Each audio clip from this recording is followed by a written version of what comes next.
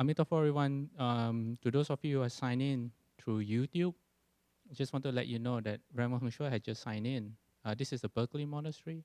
So Rama Heng Sure had just signed in and we'll begin as soon as everyone's ready. Thank you for your patience.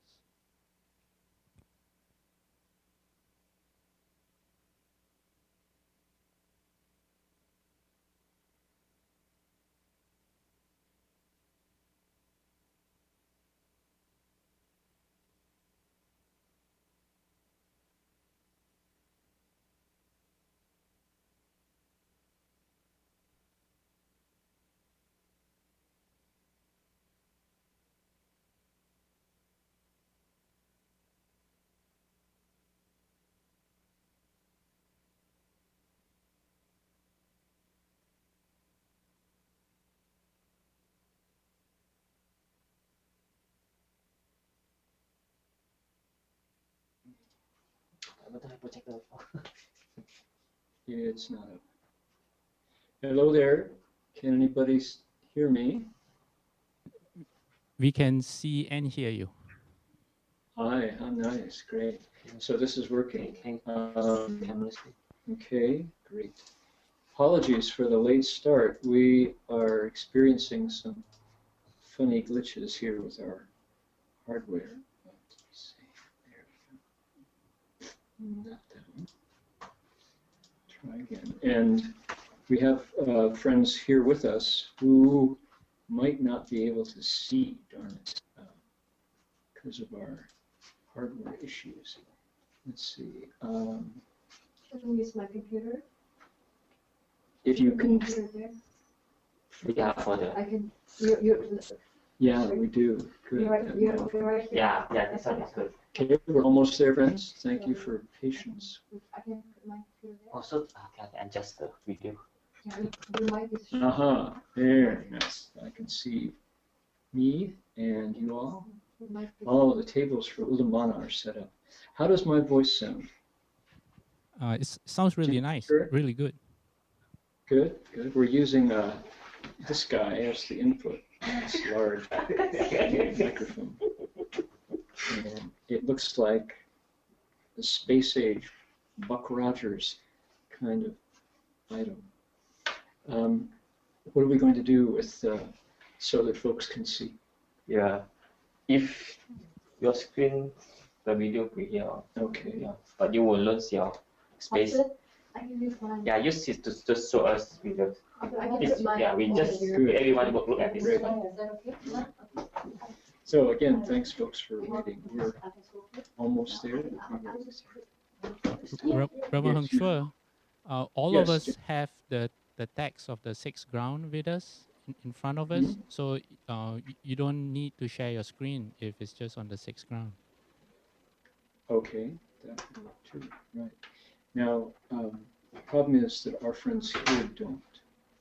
So in other words, Sam, we could turn that on. Yeah, we just everyone. She put her laptop here, so. Okay, Jin Fangshi is going to put her Macintosh there. Oh, good. We've solved the problem.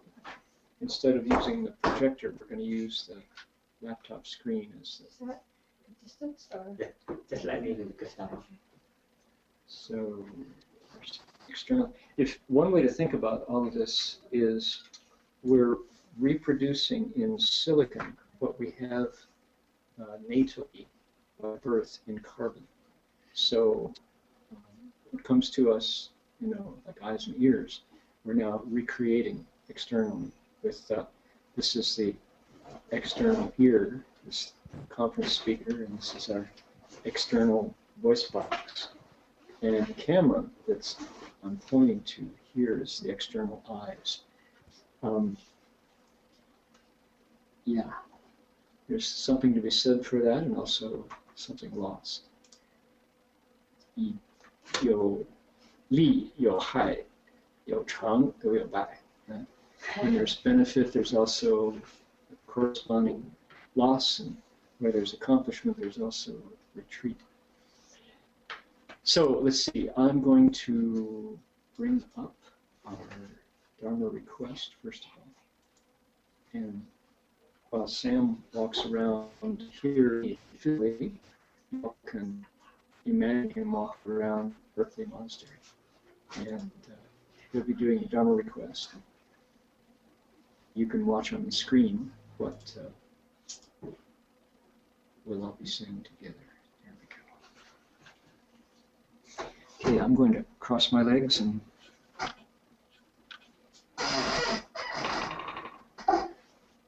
focus my thoughts on the sutra.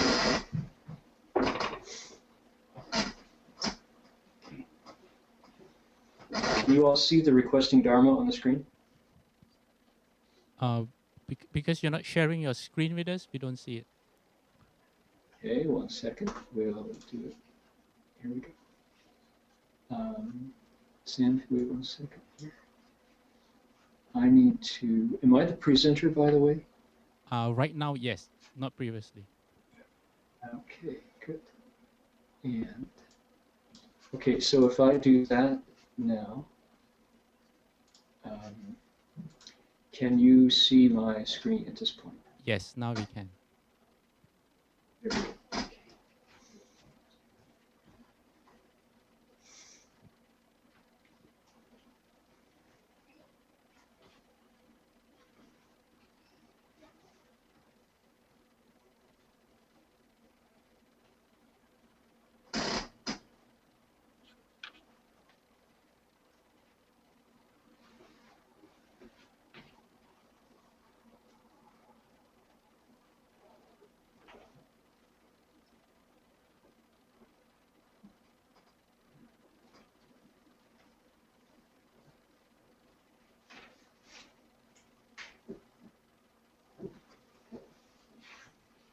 Okay, stand this spot now.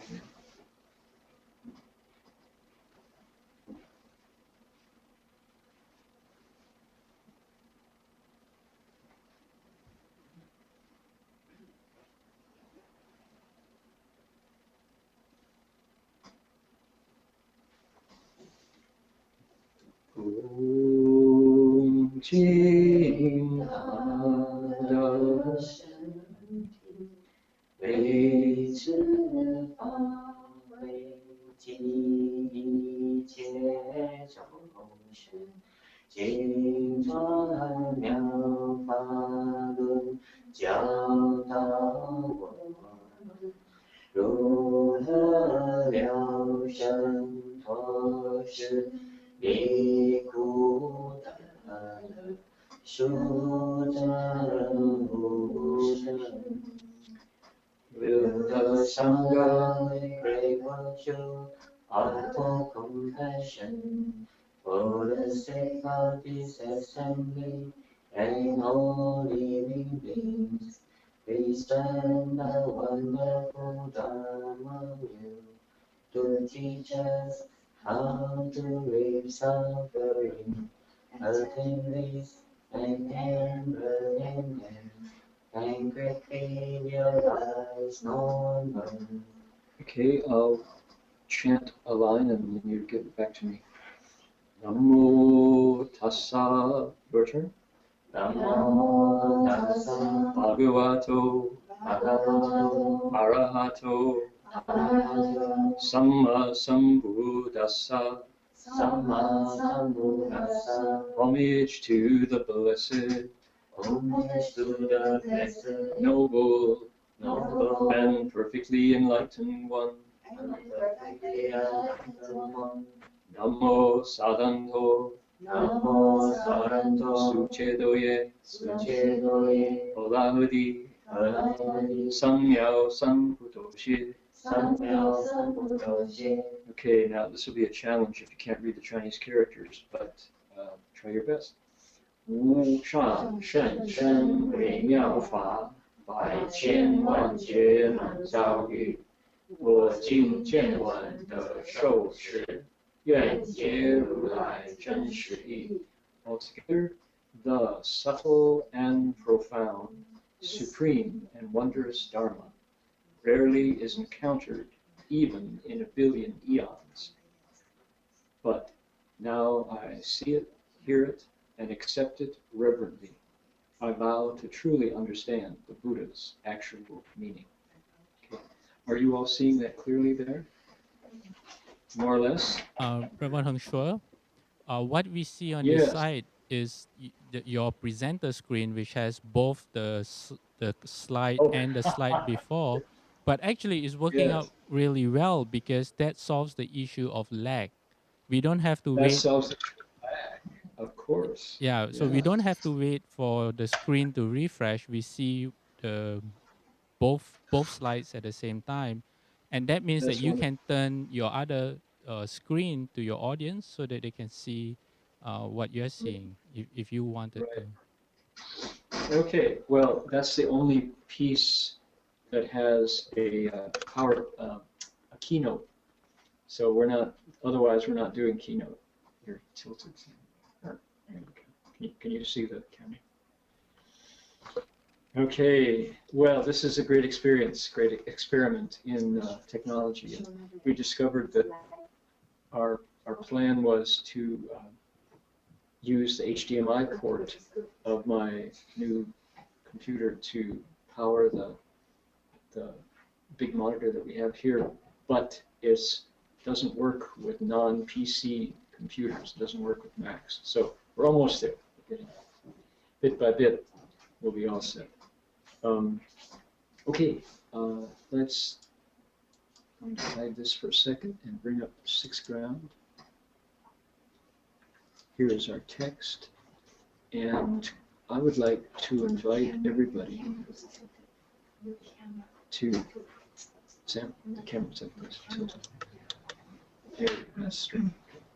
I'm going to invite everybody to, oh, let's see now. We will experiment.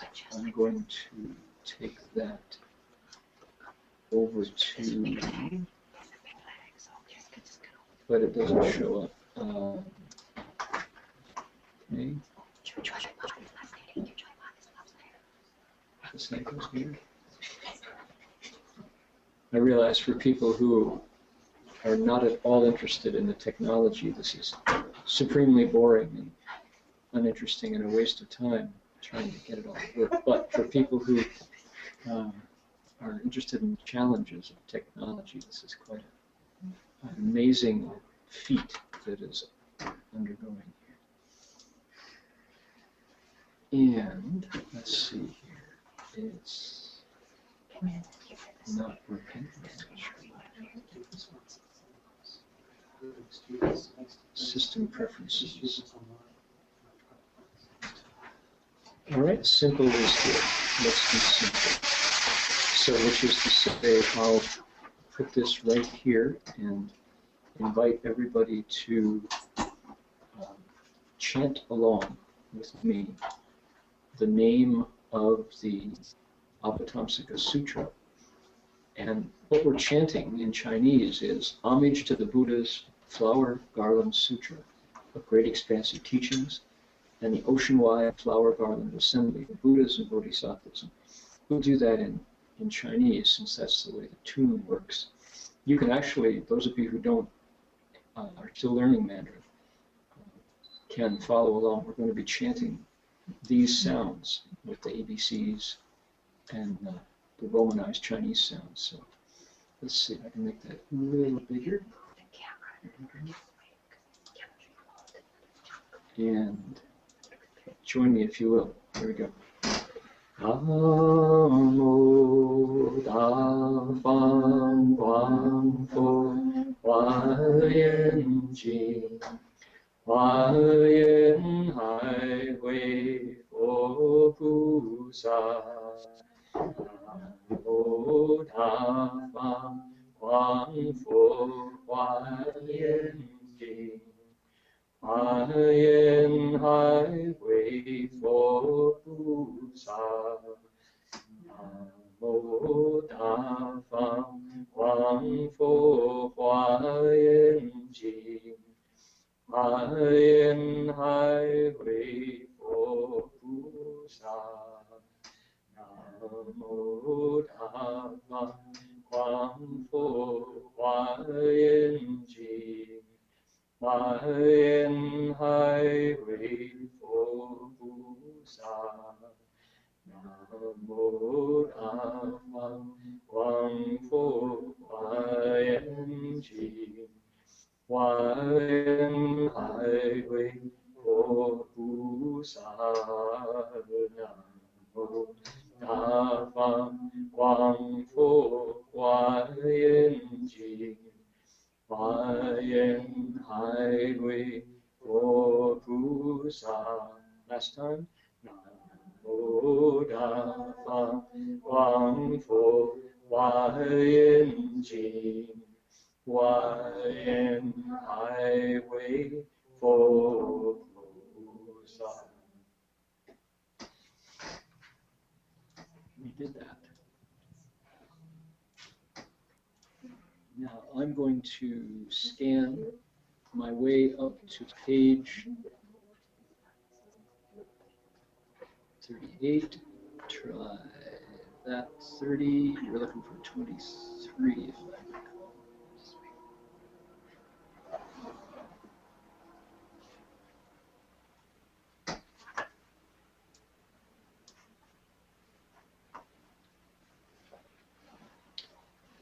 Let's see. What's it? Yes. All right. There we are. And this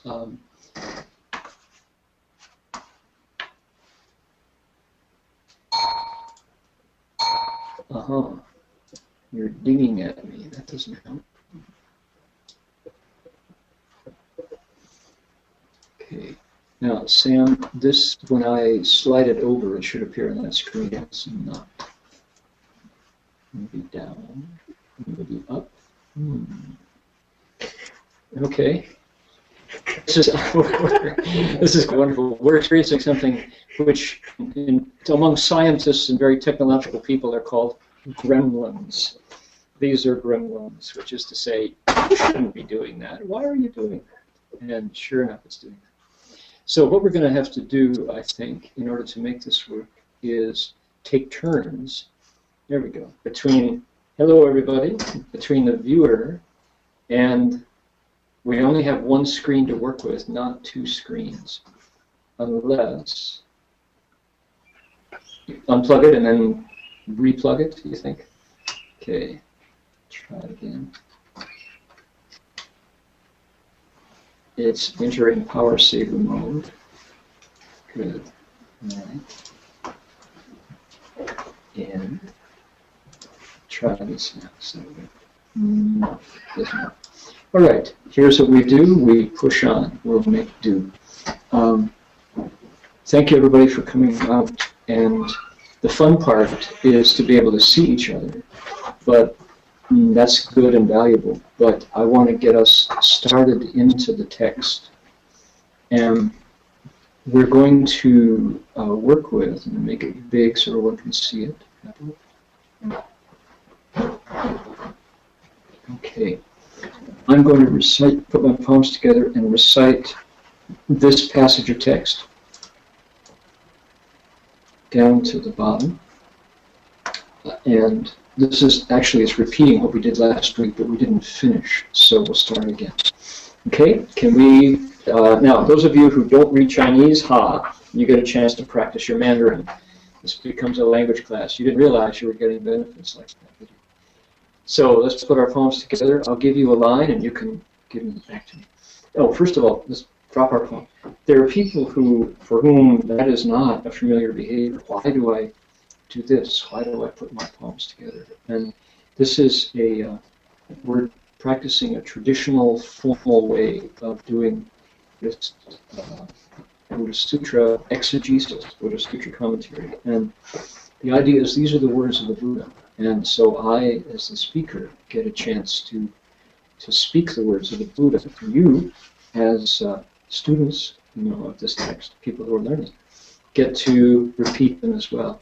So it's not names in the phone book, and it's not newspapers.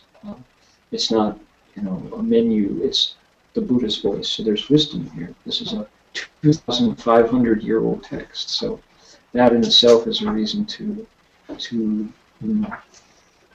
treat it with another level of respect. And the traditional way is called Hezhan in Chinese, palms together, Anjali in Pi.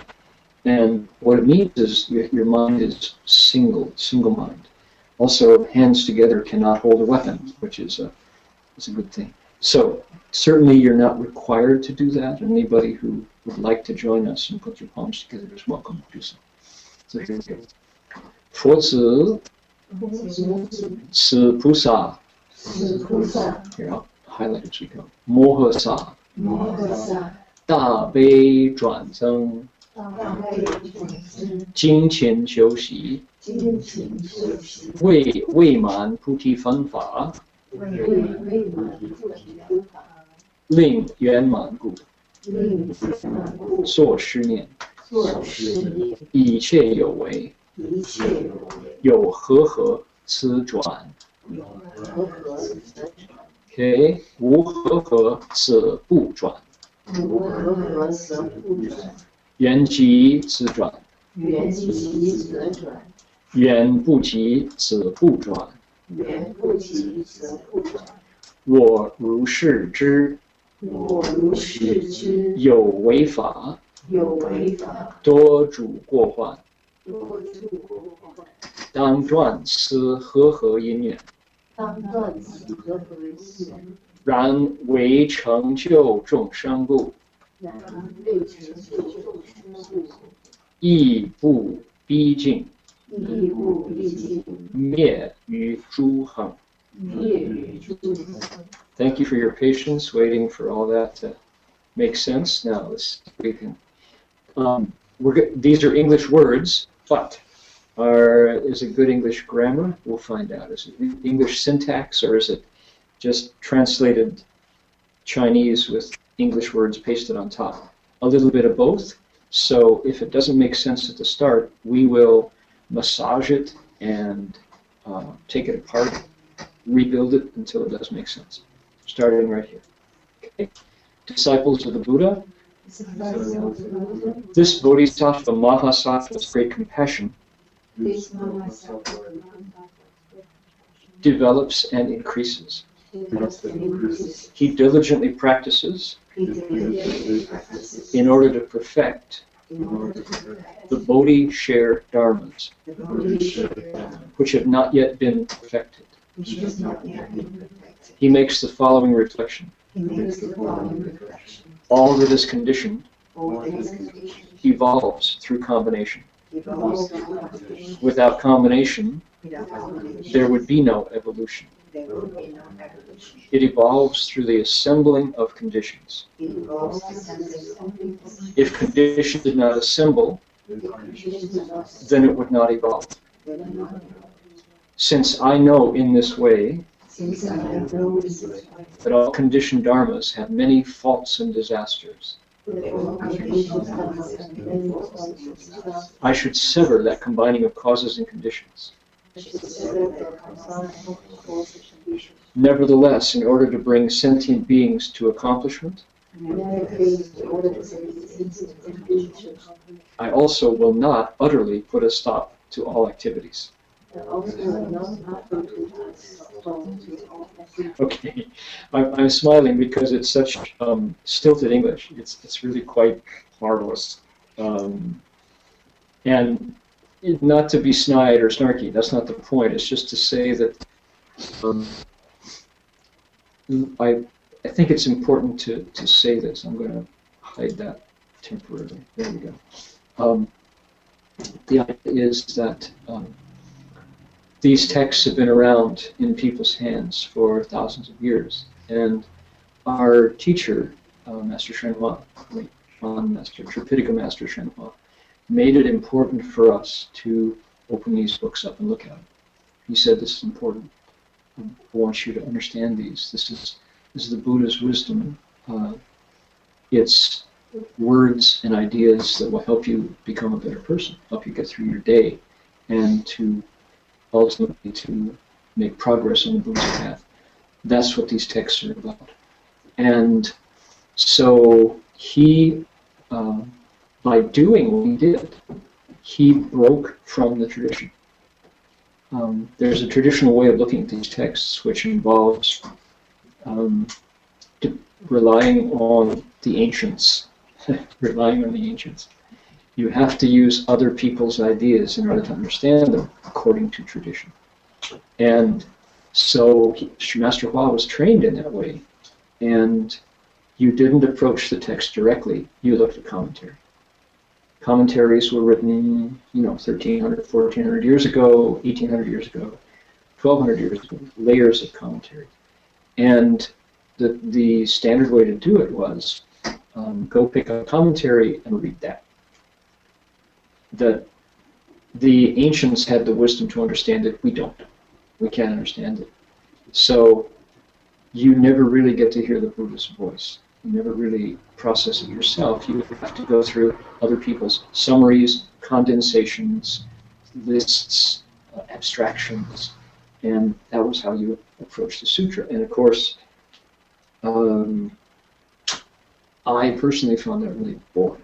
I had all these wonderful books on the Avatamsaka, and I would get to page 3, and my head would explode, or I would just close it because it made no sense. So Master Hua, with his palms together, respecting that, set it to one side and said, let's look at it cold, direct, without filters. You understand it with your wisdom to the degree that you understand it. And there's tremendous value to be gained. That's what he said. So now he opened these texts every single night that he was in America and around the world and explained them for 90 minutes, progressing through like this, step by step.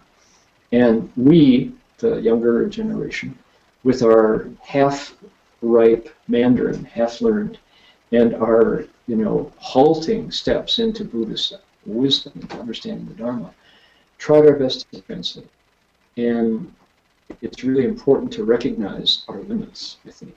We're really limited in our language skills, both in the medium they're written in, Buddhist Chinese, the medium that Master Hua explained them to us in, which is spoken Mandarin, and then what he was talking about, Dharma.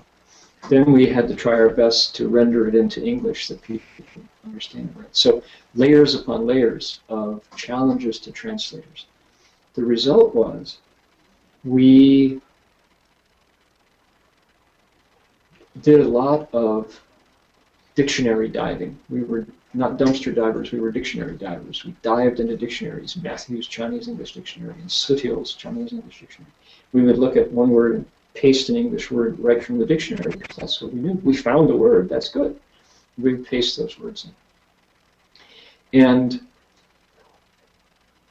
reading that kind of translation was challenging for folks because it was Chinese word order, Chinese syntax with English words pasted on top. And that's a step forward. Furthermore, and this is important to recognize, I think, is that the tradition that Master Hua learned had been alive and pretty much intact for 1,000+ years. It was the Tiantai tradition. It's called the Tiantai Zhaoguan. And there was another one called the Heng Sure school, which focused on the Avatamsaka Sutra. The Tiantai focused on the Lotus Sutra. And those brilliant men and women of the past who did not have their minds distracted by television and the internet and global village focused on those texts, came up with interpretations that were set in stone. A lot of that Dharma came in 4-character phrases. 4-character phrases were distillations, like diamonds of Dharma. And once you got it in Chinese, Chinese loves these 了生脱死离苦得乐苦海无边回头是岸. These 4-character phrases that they sound great, and they've been honored and passed on for hundreds and hundreds of years through, I'm sure, no exaggeration, millions of people's ears. Millions of people's ears. And when you got a good thing, you don't change it much, but it gets set in stone. Master Hua was totally trained in that tradition. And so he gave us those, what we're calling now, code phrases. They were code. So let's just look at that one. Liao sheng tuo si li ku de le. Liao, put an end to birth. Tuo, get rid of death. Okay, to end birth and get rid of death. Li ku, to leave suffering behind. De le, and get happy and gain joy. Right? Well, that's what the Buddha did. So you're taking like the 6 years of Prince Siddhartha's incredible hardship in the Indian jungle, trying all kinds of yoga and mastering them and moving on and saying, this isn't it, this isn't it, this isn't it. He met every guru, every shifu, and this isn't it, this isn't it. Because it was all working outside, sleeping on beds of nails, walking on coals, hanging upside down from tree branches, eating 1 grain of rice a day to starve himself out of desire. It all didn't work. That's a lot of hard struggle, a lot of experimentation, and a lot of courage. Think about that. You go off in the bush with no guarantee that you're going to succeed, because why? There's no Buddha. You're it. You're the future Buddha. There's no Dharma. You're experimenting. There's no Sangha. There's no community to help you out. You just follow what you can learn and keep discarding each model that didn't take him to the source, which is his mind. Finally, he found it and focused on his mind and said, if I don't wake up, I won't leave this tree by the riverbank. And then he succeeded. He entered samadhi, saw a bright star, and lightened to the way.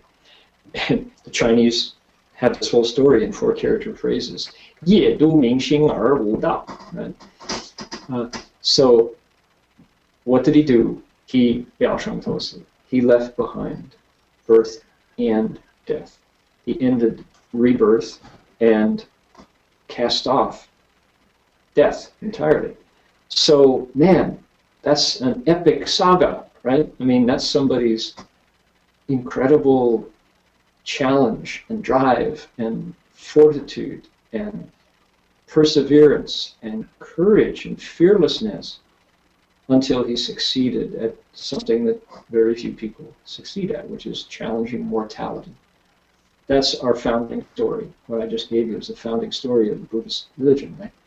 And it gets stuck down in the 4 character phrase, Yao Sheng Tuosi, Li Ku Tu. So my point is, when you take those diamond phrases and put them in hot water, they suddenly you have real human beings with real blood and breath and, you know, sweat and courage that becomes human experience. The Chinese have this genius, because they love their language, they squeeze it down into 4 character phrases. All right, Shifu gave them to us. We're back to our narrative now. Master Hua gave us these phrases intact. We got them the way they've been presented for 1,500 years in China. And so what do? We took the code and preserved it. We passed it on and pasted English words on top of it. Because why? Those are diamonds. Diamonds are the hardest thing there is. They're crystallized, literally crystals, to the utmost point. And you don't understand them right away. But the people who were there with Master Hua, who stuck around and continued to day by day by day by day work with these ideas, are now having a second go. We're looking at them again and we're saying, can we translate the code? We got the code, now let's translate the code. And see if, when we dip this in the hot water, if we get a cup of tea. Mixing my metaphors all over. So we're now in the process of making tea with that first effort of sutra translation that was by and large published in the 80s. After and following the first effort, which was to take these stacks of reel-to-reel vinyl tapes with Shifu's voice, Master Hua's voice. We got down to what he said and preserved it and discovered that we had these 4 character phrases that represent the best wisdom of Chinese Buddhism. So if we stopped there, people would read it and go, not quite English. It's almost there, but do I have to, is that how the Buddha talked? Did the Buddha really talk like that? Kind of stilted, jargony? And I don't think so. I think the Buddha was extremely eloquent and probably communicated better than anybody, to not just humans, but to all different kinds of beings who were listening. So that's what we're about. And that whole thing that I just said now was kind of an apology, so that when we read these phrases, since I in this way know that all conditioned dharmas have many faults and disasters, I should sever that combining of causes and conditions nonetheless in order to bring sentient beings to accomplishment. I also will not utterly put a stop to all activities. Okay, that's code language for what? For what the sixth ground bodhisattva is about. And let's take a look. What is he doing? This bodhisattva is becoming more compassionate. What that means is his sense of self is becoming weaker. The self is losing its hold on his identity. So the less me there is, the more everybody there is. His great compassion, zhuan zeng, is growing, right? Because he is less narcissistic, less egotistical, less self-centered, less self-important. Of course, this is a sixth ground bodhisattva. He's not far from Buddhahood. But even then, at that stage, there's less. Dabe, zhuanzang, his great compassion is decreasing. And Jingtian Xiuxi, he is really working hard at his practice, at his cultivation. Vigorously practicing. Wei man puti fen fa ling yan man bu. And for this reason, the Bodhi share, we translate these, the wings of enlightenment, the limbs of enlightenment that he did not complete are now being completed. Last week, this is where we were. We spent time last week with these things. The 7 wings of awakening, the 7 limbs of enlightenment. This is a list, and Buddhism is full of lists. It's one of the interesting aspects of our tradition is that we have these lists and lists and lists. I have dictionaries of lists, of Dharma lists. They intelligent people have run into these lists and just, boy, it's funny. There's the 1 of these, the 2 of these, the 3, the 4, the 5. There's 84,000 Dharma doors. Make a list of all of them. So there are lists of lists, actual dictionaries of lists. And we got to these, we got down to mindfulness, concentration, and equanimity.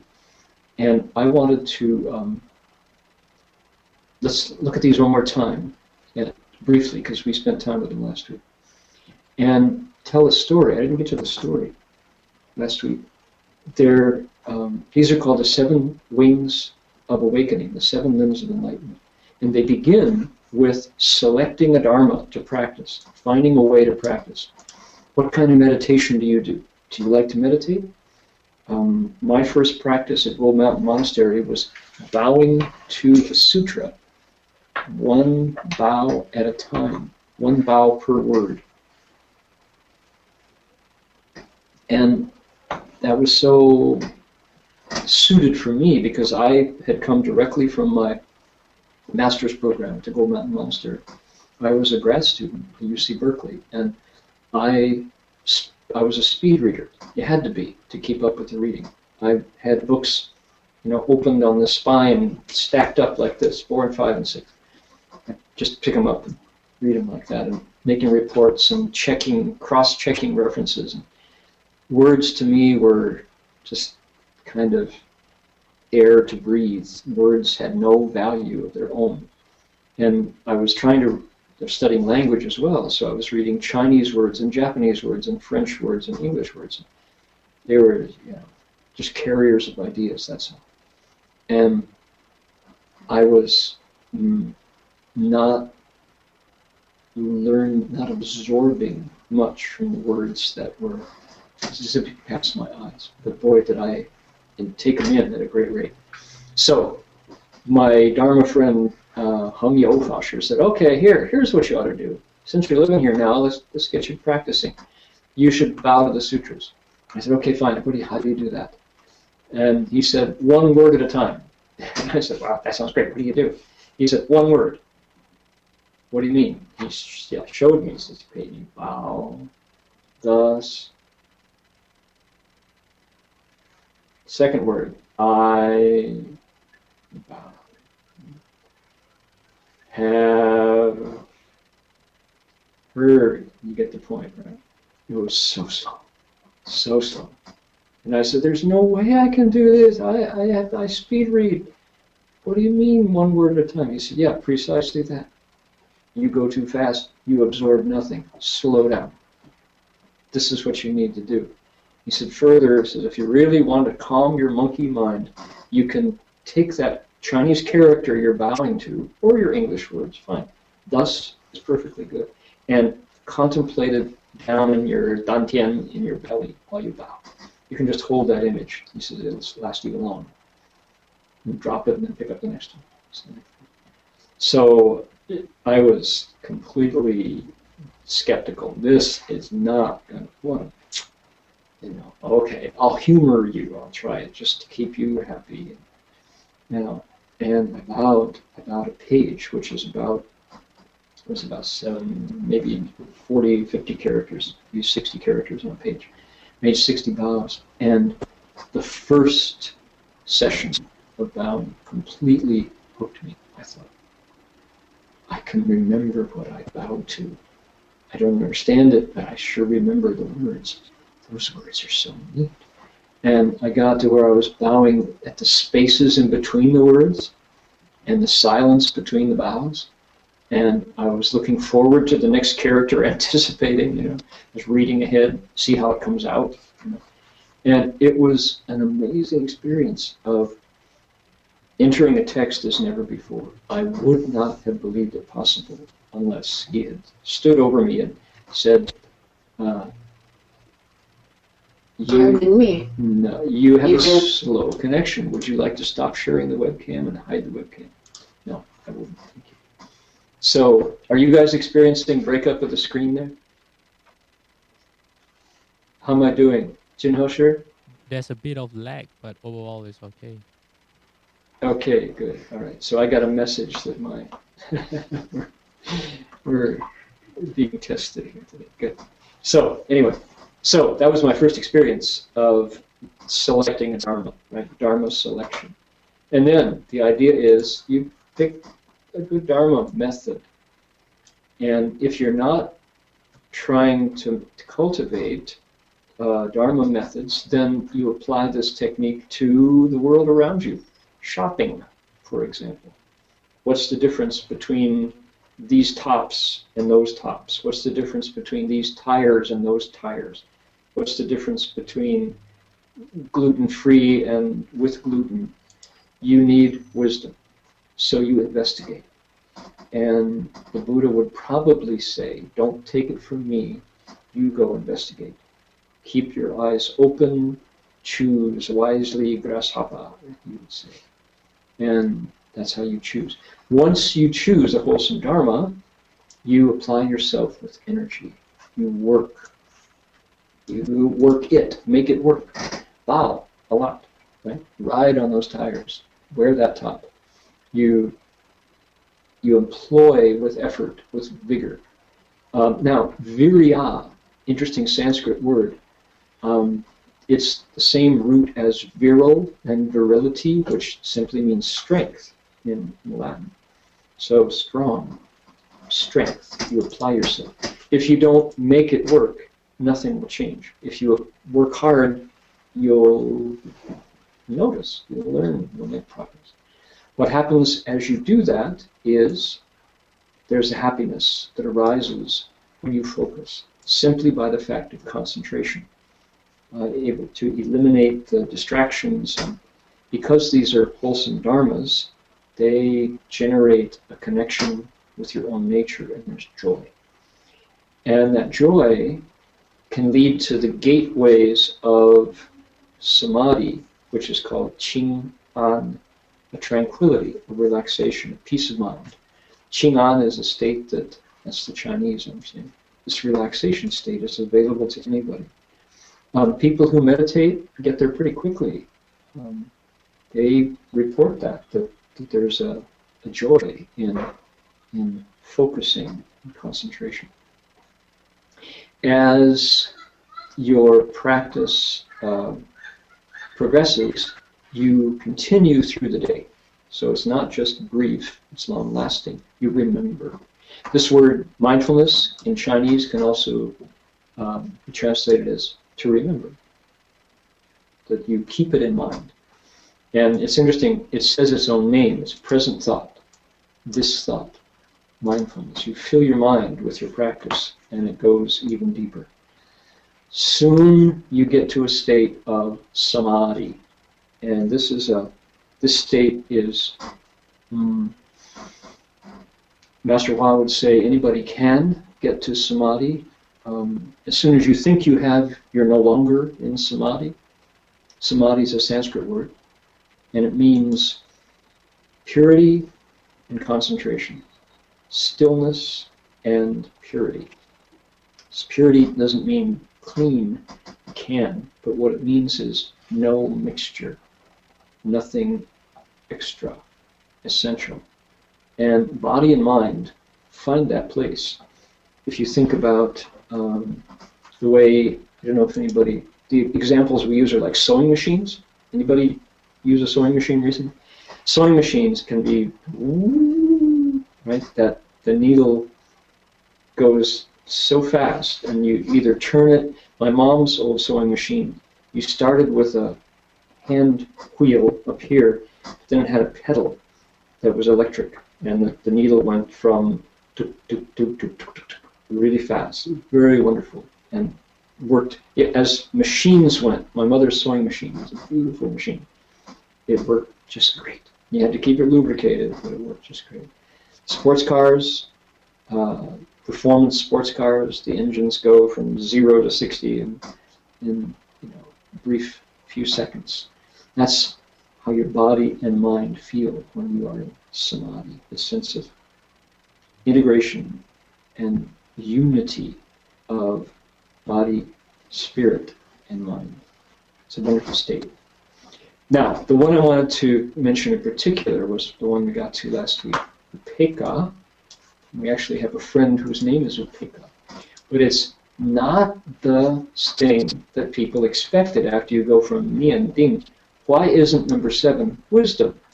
Well, wisdom is a part of each of the 7, but what I like about this list of 7 is the last step is equanimity.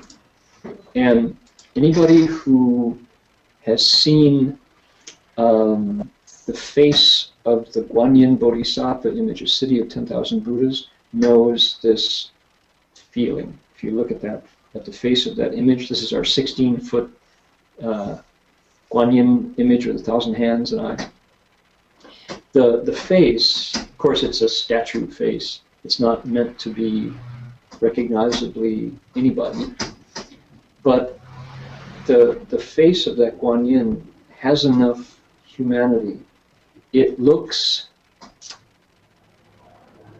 like you couldn't show her anything that she hadn't seen it all, knows it all, understands it all, and hasn't burned out, hasn't given up. It's like worldly wise, world transcending wise, and yet still in the game. Burned through, not burned out. And if you think of your long-suffering 6th grade teacher, your 7th grade teacher, who has to deal with young people with hormone challenges and adolescents with all of their shifting energies and all, 7th grade teachers are heroic. And someone who's been a 7th grade teacher for 15, 20 years and is still kind-hearted has that look. It's burned through, can't shock me, can't frighten me, can't please me, but you also won't lose me because I'm here. That's the Guanyin image, looks like that. That is Sh, Upekkha. It's like, okay, I'm aware of phenomena. I don't want it, but I won't reject it either. Right? It's okay. Master Hua would say, everything's okay. No problem, he would say. And when he said it, he meant it. It wasn't just a dodge. Right? So that's the last of these seven limbs of enlightenment. 7 Bodhi shares. They call them Bodhi share dharmas. Puti Fan Fa. Right? Qi Jie Zhi, they're also called. Okay. Anybody got a comment or a question about these? That's my riff on the 7 Bodhi shares. Jin Chuan Shi, say something that sounds. I'm going to pass Jin Chuan Shi the mic so he can't escape. You have to say that again. Sorry, we got distortion. Listen.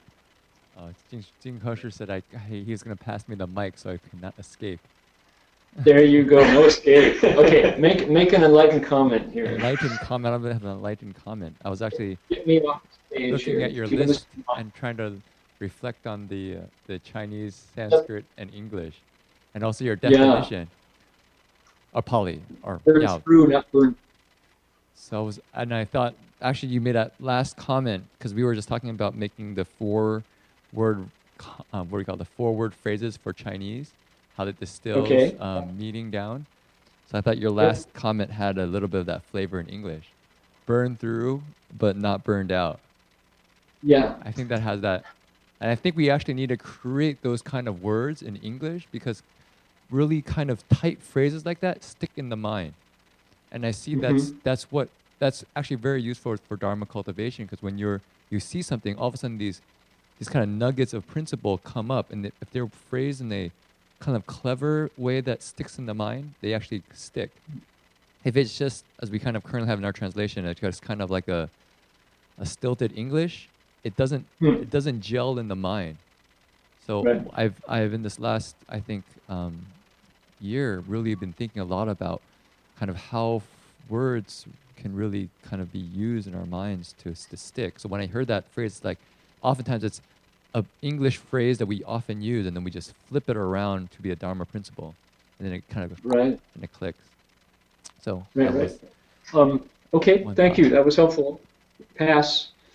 The advertising does that, and if you I really pay attention to ads and what kind of slogans stick. Every 4 years, we get to our political candidates, hire the best, smartest, catchiest ad people to give them a phrase.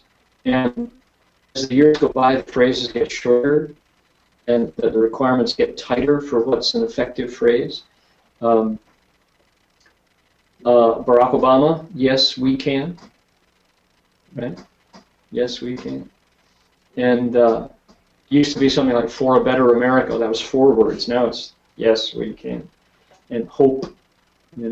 So those phrases are really there. And it's funny, you know them when you hear them. Another one that's like that is melody. Melody. I know Stephen is there, our composer, Stephen, and melodies have that same power. There's the feeling somehow that they pre-exist, and this is in the woo-woo area. You can't prove this, but there's somehow when a melody hits that place, you feel like, oh, I've heard that before, but we haven't,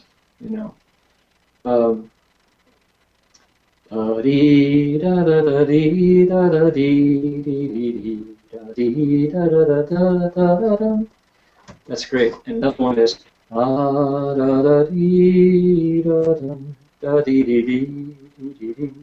Ave Maria.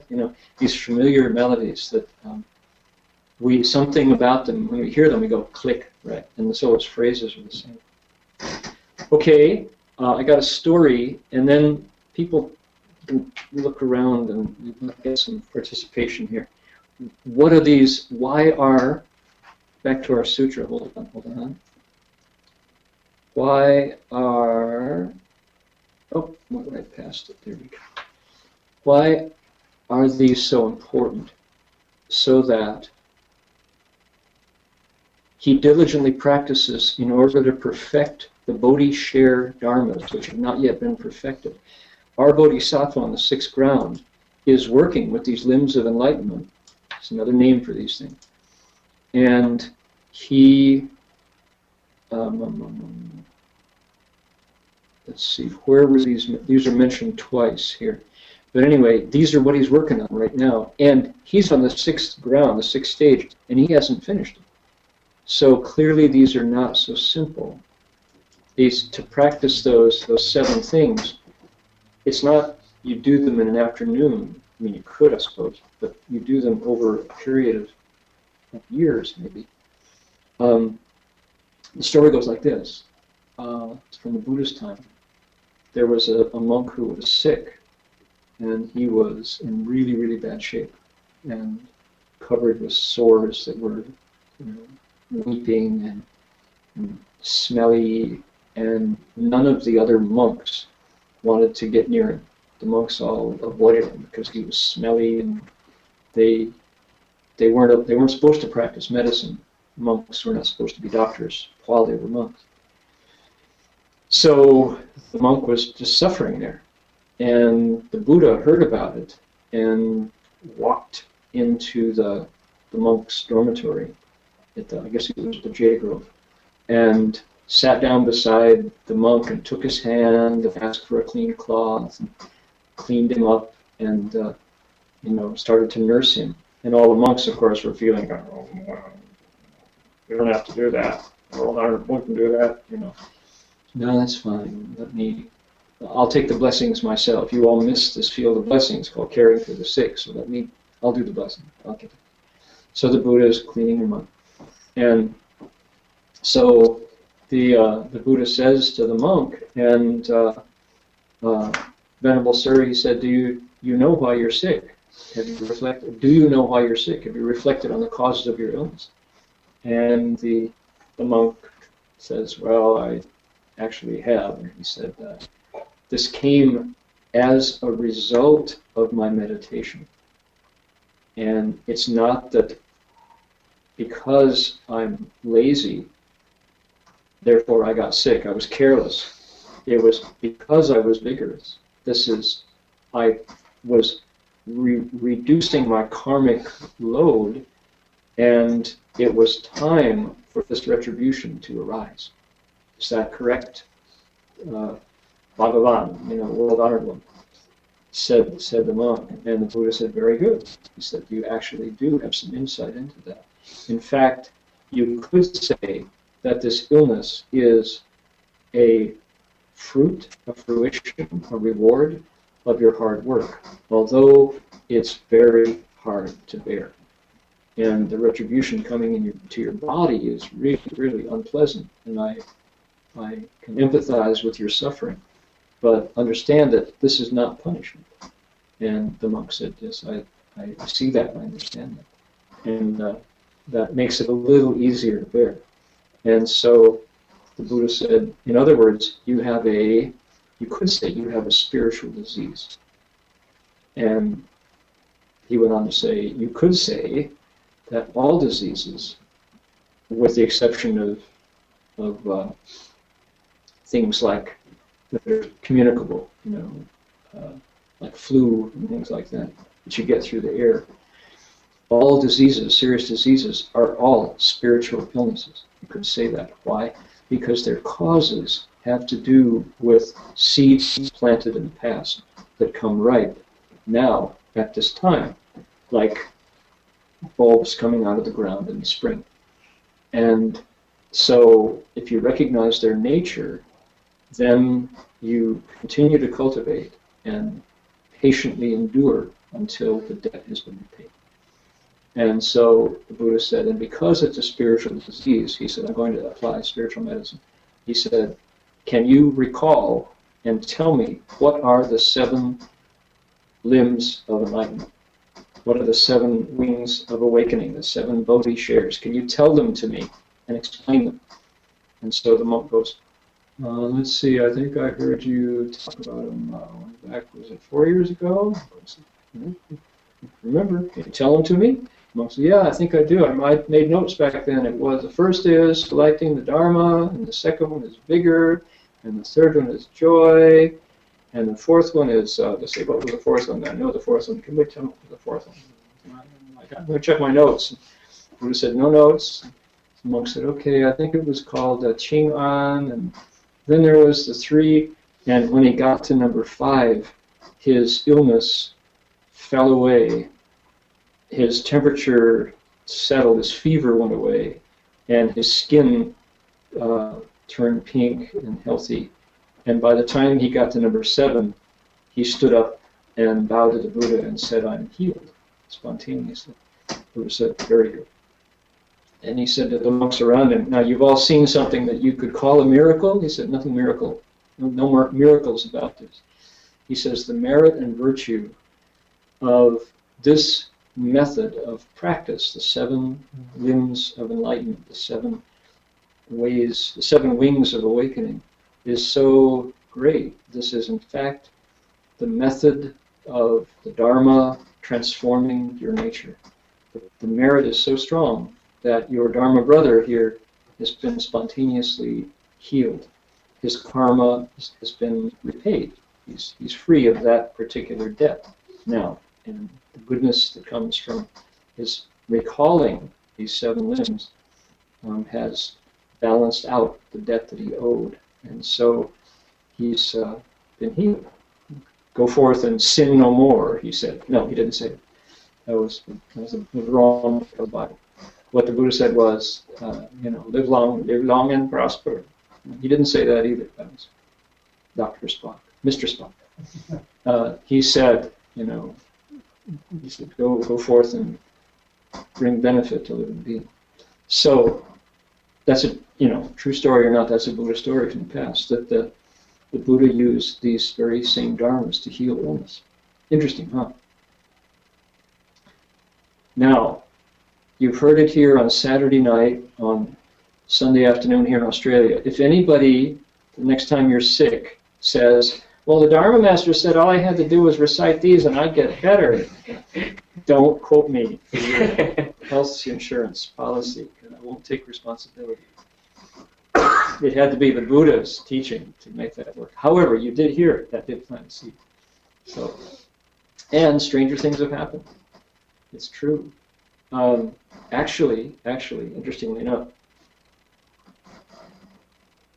our teacher was raised in a tradition as a young man, as an adolescent, something called the Dao De Hui, Wanbo Dao De Hui in Manchuria and Dongbei. The virtue of the way, so the Society of the Virtue of the Way, Wanbo Dao De Hui, still going. They still have a website out there. And the Wanbo Dao De Hui was a creation of Kang Youwei, one of the great thinkers of the early 20th century, and also a man named Wang Fengyi, Wang Shanren, good man Wang. And Wang Fengyi was another one of these individuals who, like the sixth patriarch, wasn't traditionally educated. He was a village guy. And yet he had this profound insight into true and false, good and evil. And he could heal people by talking. And what he did, his big thing was getting people to confess their sins, their transgressions, their offenses. And he would say, tell us your faults, tell us what you did. And when people often would, this is country lane stuff in the back villages. People would do things. They would steal things and hide them. They would cheat on their spouses and then lie about it and get sick as a result. And as soon as they could, with his urging, spit out the truth, tell the truth about what they had done, their illnesses would go away. And I don't have a specific story to share about that, but there was a laywoman named Mrs. Man Yiping. She came from Manchuria, she came from Harbin to the city of 10,000 Buddhas in 1989 and 1987, the first time, and then she came back in 89.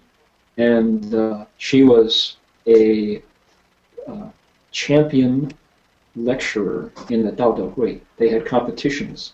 She could Chuan Dao. She could exhort people to the Dao. That was what the Dharma speaker. And she had a million of these stories. Oh, she could tell story after story. I remember one about some, I can't do the whole thing, and I probably shouldn't tell it without being able to do it, but the highlight of the story was someone had stolen yellow rubber boots. You know, in China, in the country, they have these yellow, kind of orange rubber boots that they wear when they're out in the field. And they're plastic, orange plastic. And someone had stolen somebody else's pair of boots and had some illness had manifested. She had lost her voice, or she had some sore on her body. And somehow Wang Shanren knew that that had happened. And so he was called in. Can you help her? Because she's suffering. And he came up to her and said, "Where are the boots?" "I don't know what you're talking about." "Where are the boots?" "I don't know any boots." "You're hiding the boots. If you admit the boots and hand them back, your illness will go, boots. And so he kept at her and finally broke her down, and he made her ashamed, because why? He was a good man and he had virtue. And in front of him, it was very hard to lie. It's like he had such, we would say, charisma. He had such light in his nature that when you came in front of him, you felt ashamed spontaneously. Maybe you know somebody like that. Maybe it's your grandma or a teacher you had, who there was nowhere to hide in front of them. They were so wholesome that you couldn't lie to them. So she finally confessed and reached under her kang, under her bed, and pulled out a pair of boots and handed them back and bowed and cried and said, "Well, you had the nicest boots. I never had a pair of boots as nice as this. I had one of your boots." And sure enough, in the process of crying and admitting she'd made a mistake, her illness went away, and she could talk again. So that's the kind of story that Maniping would tell, and she could start today and finish next week. She could go, never repeat a story. She would just endless amounts, and she told them really well. So anyway, maybe that's the kind of miracle. I don't think it's a miracle. It's just the mind healing itself that the Buddha used for his 7 wings of enlightenment, seven wings to awakening, 7 limbs of enlightenment. Qi Puti Fang Fa.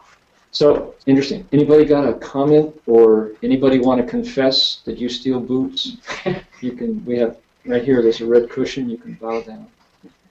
No guarantees. Okay, bow to the camera. Right here in front of the screen, and it's going to be on YouTube forever and forever. Oh no. I don't think so. Okay, can we progress through the text a little further? And I want to get to, I have something that I really do want to share with everybody. Here we go. So, he makes the following reflection. The sutra takes us into the Bodhisattva's mind. That's what I like about this text, is it's a living document. He says, here's what the Bodhisattva thinks next. Everything that is conditioned evolves through combinations. What in the world does that mean? Here we go. 一切有为有和合之状. Okay, everything that is made of conditions, which is to say all component phenomena, which means everything that's made of other things, 有和合之状. Those conditions come together, then it turns, it says. 转 means it exists. It comes together. It moves forward. All that is conditioned moves forward when things align. All right? Think atomic particles. And we're not in chemistry class, but we were in chemistry class at some point, right? What makes water? H2O. One hydrogen, two oxygens, right? Makes water. Why? When you look at the high-powered microscope, you see that these are things with charges. Think magnets, right? The right kind of magnet, and it's the wrong turned around. There's okay. There's either a bonding or a repellent force. So hydrogen and oxygen bond and become water. Two different things. This is identifiable as hydrogen. This is identifiable as oxygen at this micro level, right? Microscopic level. Put them together, whoop, they emerge as water. If you heat them, changes. Mist, right? It evaporates. If you condense them, if you freeze them, it becomes cold. So that's what it's talking about. Oh, I see. The Buddha would say probably everything in the world is the same. Everything in the world is the same. Everything that has conditions changes into something else. If they don't come together, there is no change. If you hydrogen and oxygen, you keep them apart from water. Heat it, no change. Freeze it, no change. It evolves through the assembly of conditions. Good. If conditions did not assemble, it wouldn't change. Okay, I got that point. That's helpful. Now, the Buddha's not talking philosophically about state of nature. He's talking about, in my mind, when I'm tempted to do something I know I shouldn't do, and I go ahead and do it anyway, and feel bad about it, and blah, blah, blah. That's what the Buddha's talking. And so, since I understand this thing, that everything in the world brings with it disasters, what does he say? Thus, because all conditioned dharmas are that way, I know that things that have conditions can lead to troubles. Why? It's not in the things themselves, it's in my craving them or hating them that brings about the disasters. So, what should I do? Dang duan si he he yin yuan. So what I should do is duan, that's the verb right there. I should prevent the coming together from happening. In other words, temptation rises and I go, okay, I, ate a pint of ice cream. That second pint looks really good, and if I don't eat it, it's going to melt. And besides, my mom is lactose intolerant. I can't take it home. I get it here, right? So you eat the second pint of ice cream, and you get so sick you can't travel. Temptation made sense. You convinced yourself. Your legal, your defense attorney in your mind told you, gave you reasons why it was right to do that, and you did it and regretted it. And that's so. No, 1 pint of ice cream was delicious. I really liked it. The gelato that I ate was yummy, but that's enough. I don't need to swallow that second pint. You duan the yin yuan. You cut off the conditions of suffering. And so, in other words, you apply your wisdom, your patience, and you sever the combining of causes and conditions. In other words, you don't fall for it, right? You don't move when greed says more is better. A little is good, more is better. You say, my experience is not for sure. And go, wait. That's called severing combining of causes and conditions. However, now look at this. This is what's so beautiful and why it's important to take this out of the code into language that we understand. in order to bring sentient beings to accomplishment, I also will not utterly put a stop to all activities. No. Try again. However, in order to, because I want to teach people about this huge lesson that I've learned, I will not 不逼近灭于诸行. What you were reading was Chinese syntax with English words on top. Also, not ultimately eradicate on all activities. Right? Doesn't mean anything in that way. What it means is, it's not that I'm never going to eat ice cream again. That's what it means. Because I don't want to become so scary that nobody wants to get near me because they don't eat ice cream. They're inhuman. I will still eat ice cream. Just not fall to greed when the temptation arises. You follow? To Bijing Mie Yu Zhu Heng means I am not going to leave living beings behind. In other words, my wisdom tells me that I want to be patient when the conditions want to come together. I'm going to keep that greed in its place, but I'm not going to become inhuman because living beings, the people I want to share this wisdom with, will still see me as someone they can relate to. Okay? So, what would it be to Bijing Mie Yu Zhu Heng? To eternally, what is it? Eradicate all activities? Put a stop to all activities? That would be, the problems with the ice cream. Never ice cream, because ice cream gives you a bellyache. No, not necessarily true, right? Ice cream is yummy. Gelato is delicious. Too much following for greed is my mistake, right? The problem is not with the ice cream.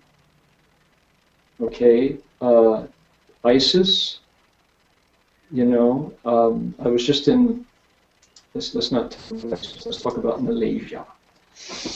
Okay, I was just in Malaysia, and Malaysia is this wonderful country, wonderful place, and I really enjoyed my time in Malaysia.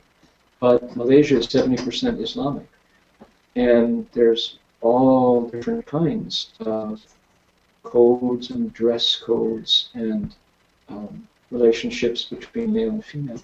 And where you turn in Malaysia, you'll see women in burqa, wearing full body coverings with just a little flap to see through, and black from head to toe. And the shopping center, behind the wheel of cars, filling their tank with gas, walking through the market. And I've been all over. I've seen all kinds of dress, and I wear a robe myself. But I jump every time I see women in burqa. I can't not notice, because I'm just, okay, it's like, oh, okay. Because they look like a walking tent, they're entirely covered, their bodies are entirely covered. And while I get it that my Islamic friends, the women who I know and have worked with and friends with, say they really feel comfortable in a scarf. That wearing a scarf and being modest that way, they really enjoy that. It's not oppression by men. But covering their bodies entirely seems excessive. And I've looked into it. And why? And it's so that men will not be tempted by the sight of a woman's ankle, for example, or eyebrow, And you go, men, you're not trying. It's not the woman's fault. Your mother was a woman. Half of the world's population of humans are female, and then half of the animal population is female. Yang has yin, and why don't you control your mind? And maybe the answer would be, well, you don't understand. Maybe so. I'm a celibate monk and I wear a robe. I'm closer to you than you think. Anyway, so that's a little bit of a specific answer. But the point is, the problem's not with the object. The problem is in the mind. And instead of trying to prevent the object from appearing, why don't you stop the thoughts at their source, which is the thought that you have to react to half of the world's population in a predictable way. You know, why not transform your thoughts? Take charge of your thoughts. Easily said, I wish I could do it, right? So anyway, that's a thought. The fault is not in the ice cream. The fault is not in the thing that you're trying to cover up. Okay, so comments? Heng Sure, I put Jin Chuan on the spot. Your turn, or anybody. You got the microphone. You can pass the microphone to somebody who's got a comment. Anybody on the women's side have a comment, or Comments regarding Heng Sure, do you have a comment? comments regarding your experience of women in burqa in Malaysia? No, probably that's okay. That's enough on that one. I'm in trouble if I'm more specific. I'm sure, you know, let's say it's not my culture, and so I'm not used to it. I'm sure if I grew up in Malaysia, it would be normal. Wouldn't think that. I don't have any other comment except on that. Okay. Anybody want to talk about fixing the fault outside and, you know, running out to transform the world instead of paying attention to my own thoughts? And how that is, what would the Bodhisattva call that? That would be eradicating all activities, right? How does he say it? It's so refreshing and light, utterly putting a stop to all activities. It's such a relief when you see yourself doing that and you realize you don't have to manipulate the entire world in order to live. If you can catch your mind rising, you've caught the entire show. And let the world be exactly as it is. And all this energy comes back and there's peace of mind. You don't have to hate conditions coming together. You just have to catch the mind that's discriminating. Jin Chuan, you got the microphone. Yeah, I just thought of something. Yeah, go ahead. I have a question, and I thought of an answer for myself, and you can think if it's a good answer or not. So I was thinking about this explanation, and I was thinking, gosh, I can excuse almost any action I do, thinking that I'm doing on behalf of living beings. It's a very good, good lawyer response, in the sense that rationalization. Right, it's like, oh, I don't need I should sever all conditions, but then I don't stop it because I still want to be able to relate to those living beings. So I was wow, then that means I can almost engage in any activity with that kind of mindset. So I was thinking, then where is the place of balance? And you gave the example of the burqa with in Malaysia. And so I was thinking, I think in Buddhism, there's a skillful way of using this principle for our own lives, which is that the precepts give us a way to engage with what we can kind of put a stop to, that we don't want to kind of, what I would say, justify. And so it gives us a form to be in, to be in our lives. And the Buddha, I think, does it very carefully, where he's basically trying to create the environment so that we can ultimately work on our own mind. So it's a kind of like you could say not a balance, but like a sensitivity to say, okay, I'm at this stage, so maybe I can't, engage in these kind of activities without really my mind moving, so I shouldn't engage in them. But then at some point, ultimately, the Buddha and the Bodhisattvas can transcend. So I think for us, maybe the precepts are a place that we can look at to say, those are the activities first to stop, and not have excuses saying, well, I'm still eating meat because my parents are eating meat. I don't want them to think I'm inhuman not eating meat, or I'm going to, my friends all like to gamble, and then I want us to be their friends. I'm gonna go gamble too. Maybe just sort of drink. Okay. Yeah. Okay. I got it. That's good. For example, what you're describing is, how do you define Heng Sure Zhongshan? Samantabhadra Bodhisattva's vow number 9 to a court of living beings, right? That's pretty much what the principle you're discussing? where does Heng Sure and Zhongshen become being turned by the living beings you're trying to accord with? Here's an example. Sam and I have a kookaburra that we are feeding, and Ali has come back into our lives after being away for since I've been here. We just 2 days ago we started to find Ali again, and the reason being that it's breeding time, it's mating season, and Ali turns out to be a really good provider. He is. Let's see here. Ali is caring for his wife in the best way, his spouse. And we watched him the other day. Sam found him down in the area, not where our porch is, but down below. Here's Ali. Here's our bird. You can take a look at Ali. And we gave Ali some ham down below, and he took it, but he didn't want to leave his spouse's side because she's in the egg laying process, and so he stays with her. And we gave him a piece of ham, and what did Ali do? He gave it to her. Look, he's got it in his beak, and here she is, and she thinks he's charming. I mean, he's courting her. That's Mrs. Ali.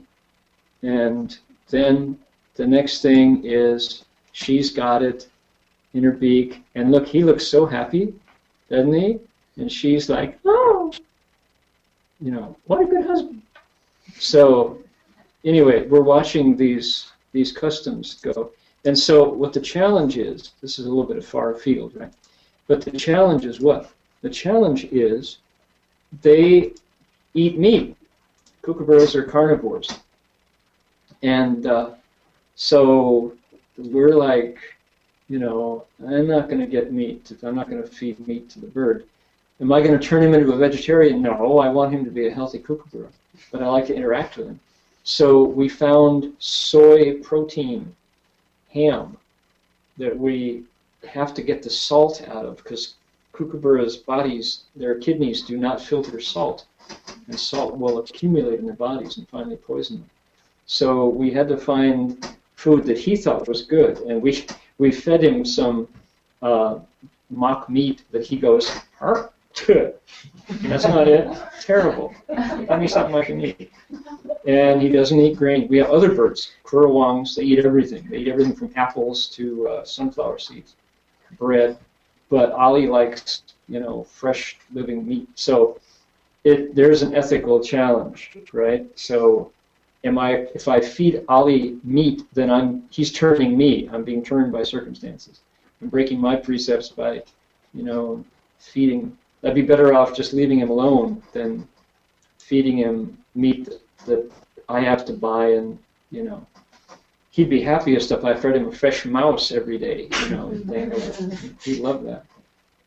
Anyway, so these are definitely ethical quandaries, like you said, and the ultimate answer is use wisdom, which is the right thing to do. Okay, it's now past 9 o'clock. Jin Chuan or Jin Hosher, Jin Fosher, anybody want to say anything about those tables in the center of the room? What are those tables doing there? Jin Fosher, 你用中文讲，那个桌子是什么东西呢？为什么有桌子在我们佛堂里边呢？法师讲的很多故事，我可以吗？可以啊，可以。晚上法师讲的很多故事，我有一些没有听得很清楚，但是我看中文的那个经文我觉得很重要，就是这个和合，因为和合就是和合以后，它就可以转，然后它也不勉强，所以这个和合很重要。一些事情能够和合就可以成事，没有和合就不可以成。所以这个菩萨他也知道这个和非常重要，然后那个算能一个修行，我们修行人也不可以太做勉强的事情，勉强就不合道。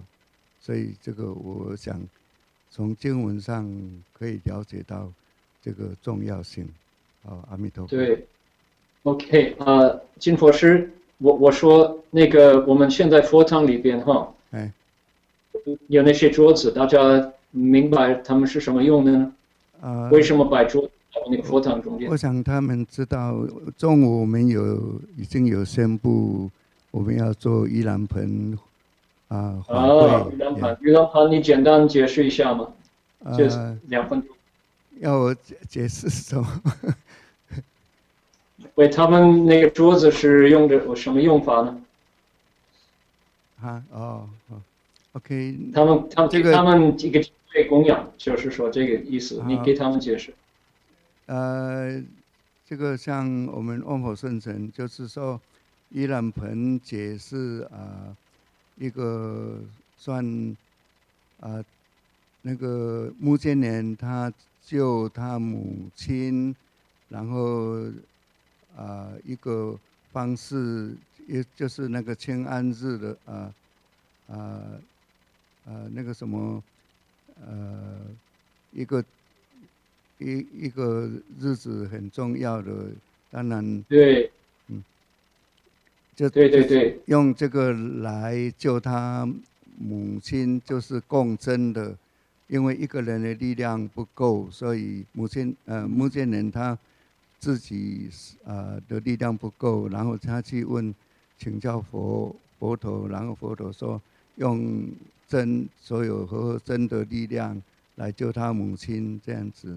所以我们也是在这里能够这个也是一个孝顺的方法，能够使我们的一些能够离苦得乐的，这个是一个利用给机会来共振的机会这样子。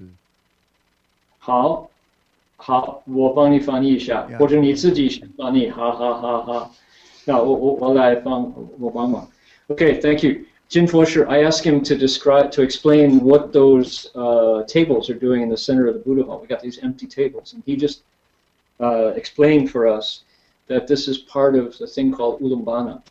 And actually, hey, Jin Fosher, we should put out tables in front of the Buddha hall here in our monastery. Yeah, here at GCDR. We haven't done that. So Ulambana, that's a Sanskrit word, and it means saving people who are hanging upside down. Talking about ghosts. And it's a story that Madhyayana, one of the Buddha's early disciples, who woke up. As soon as he had this enlightenment experience, what did he do? First thing he did was not go to the horse track and wasn't to day trade on the big board. First thing he did was look for his mom to find out where she went, because she had died not too long earlier. And he discovered that she was in the hells, suffering as a ghost, not a happy rebirth. And so Madhyayana was frantic and went to the Buddha and said, what do I do? And the Buddha said, actually, one person's strength is not enough to save her, said the Buddha. Of course, probably it was. He said, there's a method. Call the Sangha together. Get everybody here together. And if the lay people will make offerings to the monks and nuns in turn will recite mantras and sutras on behalf of your mother and save her.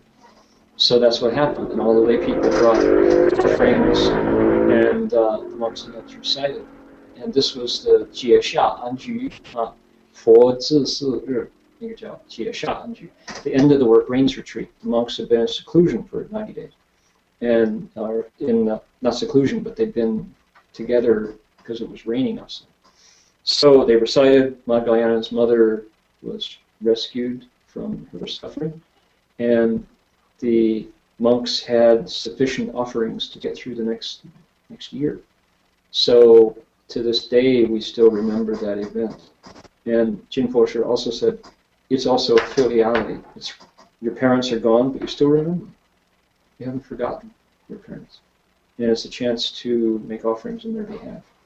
And one of the stories I like to tell is that the monk in Malaysia, in Malacca, Jinming Pasha, one of Master Hua's friends, went on a personal campaign in Malaysia to save Ulana from being called Ghost Month. That the 15th day of the 7th month in Chinese culture became Guijie, and you do everything to, it's the time the ghosts come out, and you try to buy them off so they won't stick around your house and cause you trouble. So that's why people know that day. And Master Jinming said, wrong. He said, it's Ulana, it's a Buddhist holiday. And it has to do with filiality. It's a child not forgetting his parents, the mother who was suffering. And that's where it came from. So he did a lot of writing. He had a radio show in Malaysia. And very powerful speaker, good man, and educator.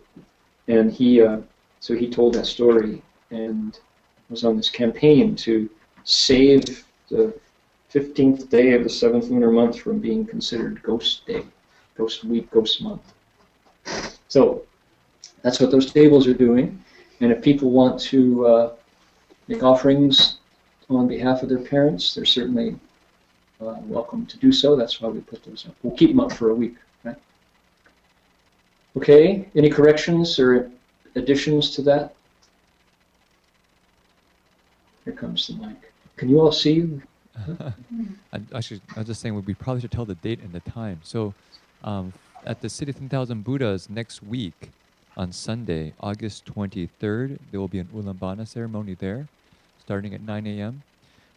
So people are welcome to go for that Ulana ceremony. At Berkeley Monastery, we'll actually be doing the Ulana ceremony 2 weeks from now on the August 29th in the afternoon at 1:30. In the morning of August 29th, we'll do a service for a recent friend, community member who passed away recently. But in the afternoon, we'll have the Ulana ceremony at 1:30. So please, if you're interested, you can come in the afternoon to join our Ulana ceremony. I believe the actual Ulana day is the day right before, August 28th. Yeah. And so August 28th. that's the All right. 7th. I of the lunar want month. to show everybody who is here. Here is Sam. Sam, there's Richard, and Florence, everybody can see. There's Mel, Jinfang Shi. Where's Laura? Is Laura there in the back? Say hello to your sister. There's Linda, and Jeff, indeed.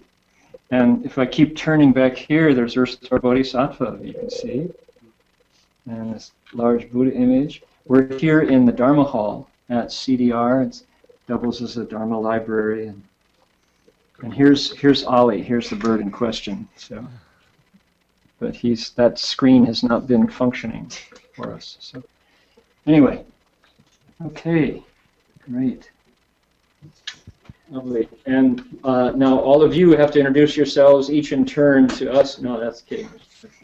You can see everybody in the hall at Berkeley, and usually up in the balcony we have a Vietnamese translation. There's enough folks who want to hear Vietnamese that either Mai or Bohong provides a simultaneous Vietnamese translation. Mai, I noticed that you're not up in the balcony. Is that because you can't see up there, or why? Not enough people who want a translation, or?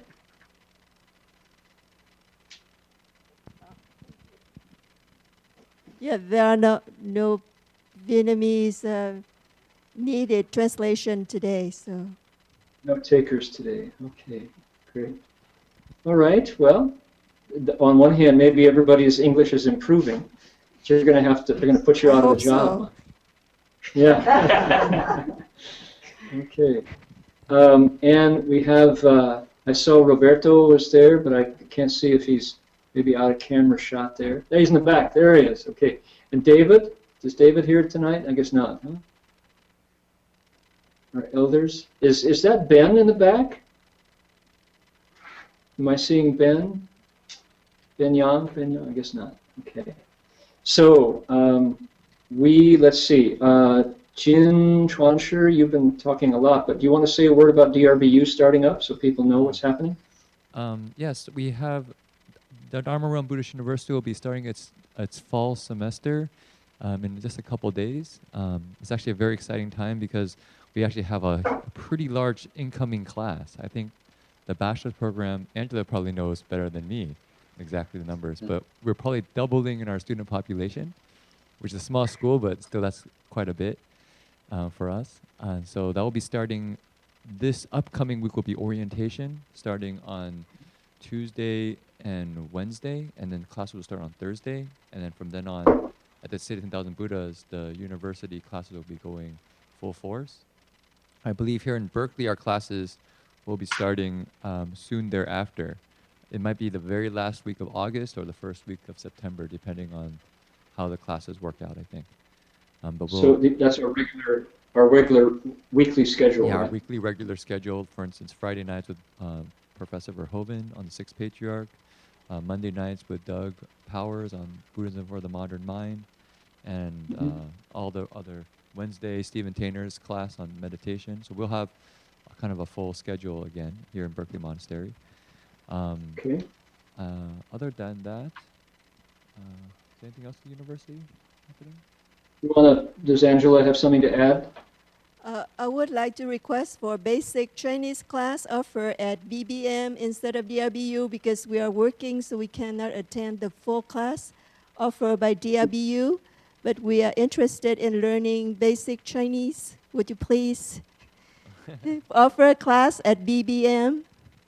Okay, yeah. I think that's reasonable, yeah.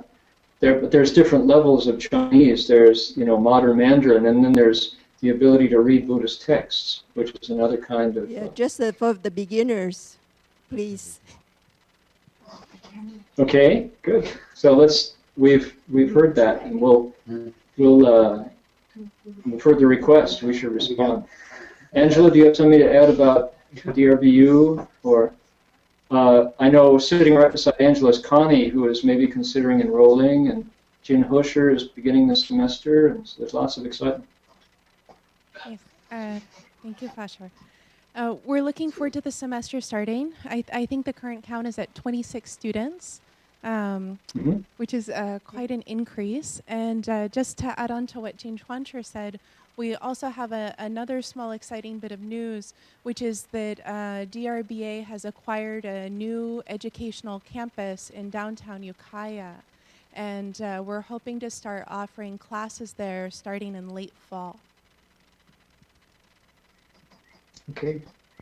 Yeah, good news. The name of that new campus is still being discussed, but it was called Trinity School. All right. Super. Here at Gold Coast Dharma Realm, we are going to have a Refuges and Precept ceremony on September 1st. That's a Tuesday night, actually, at 5 o'clock. We're timing it so folks can get off work and come. So that's coming up in 14 days, 2 weeks. Okay, so this is the, yeah, there's a question from YouTube. Would you like to take it? Hi, and then, yeah, go ahead. Okay, I'll paraphrase a bit, but the question was, why does the Avatamsaka say that the Buddha is a man, I guess, as opposed to a woman? Mm-hmm. The essence of okay, I think the Buddha is actually beyond gender. Nothing that the Buddha said was gender-based. And if you're reacting to his appearance, how can you tell? I mean, it's like, if that's really, really important, then just switch the gender in your eyes. I don't think there's a single word in the text that has a gender bias, whereby a woman couldn't have said the same thing. The point is, it's beyond gender, right? Not everything in the world has to be male and female. And so to insist that the Buddha is a man and therefore is somehow, misogynist or gender specific or biased against half of the human population. I don't get it. I don't hear that at all. The Buddha is not only talking to humans, he's talking to devas, he's talking to asuras, he's talking to ghosts and animals. And I would suggest that the questioner could benefit by raising their sights a little bit. You know, like look up. If it has to be a man, okay, why are you insisting on it? You know, just make the Buddha a woman and it's fine. It makes no difference whatsoever in the language. You can't pull anything out of the text that is male or female specific. You can't pull anything out of the text that is young or old. The Buddha is not an ageist. You can't pull anything out of the text whereby the Buddha is rich or poor. It's not socially biased. It's not caste biased. That's the most important one for the Buddha, is that, you know, people who in India, India is absolutely caste-based, right? If you're a Brahmin, you're different. If you're a Chandala, an outcast, you're different. The Buddha made no difference. So it's not that the Avatamsaka is making the Buddha a man. I think it's your mind that's making the Buddha a man. You know, like if you look at my robes, the nuns wear the same robes. And while, you know, I was born in a male body, nothing I do during the day is based on that whatsoever.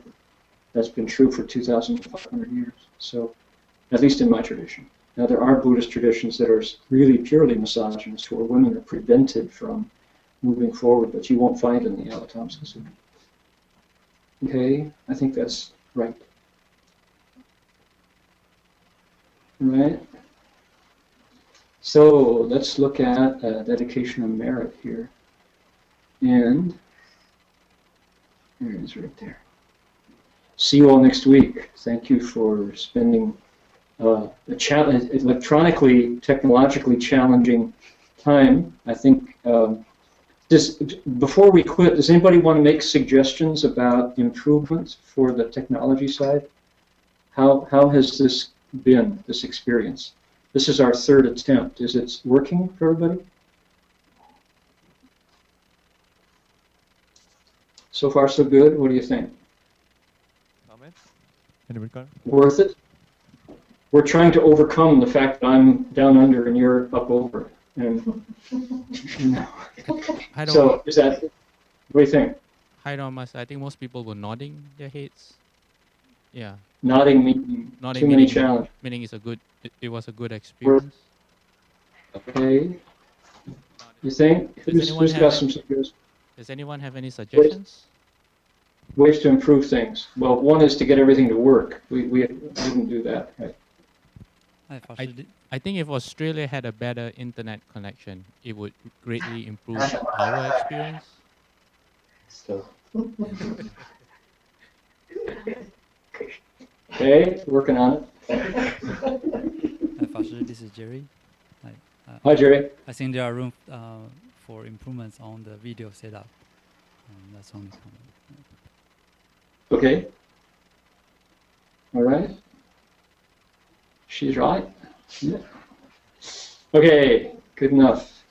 Let's transfer the merit. Here we go. Oops. Will you be playing the guitar, Dharma Master? I will. I'm going to try. Another chance to goof up here. Fearless, huh? Yeah. We changed our mic. This mic should be better. We hope it will.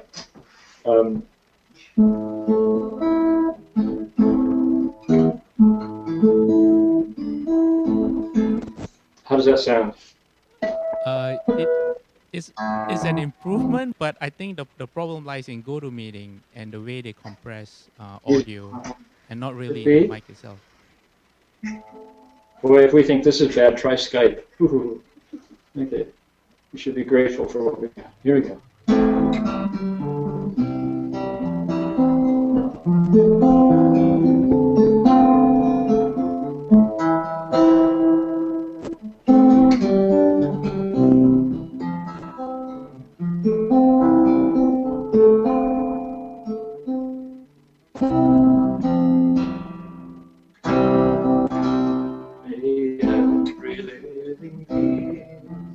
Our minds as one and radiant with love.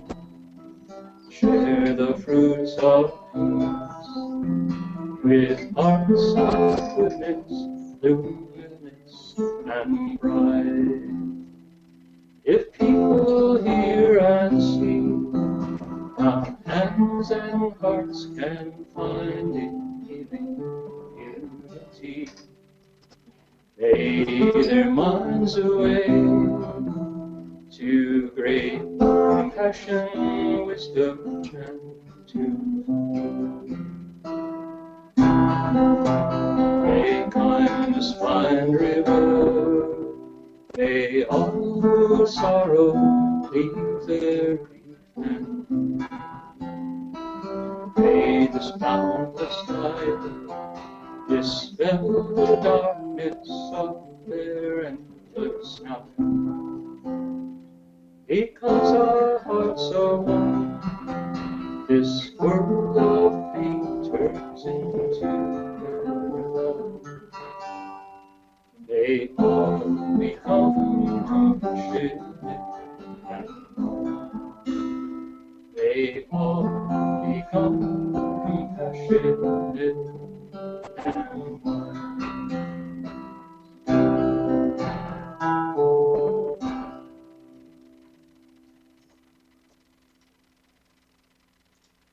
Okay, could I suggest that maybe one of the monks, maybe Heng Sure, could take the handbell and lead everybody there in 3 bows to the Buddhas, and we'll do the same here. I'll sign off. I don't think we can get the camera to work on this end. So, all right, we'll see you all next week.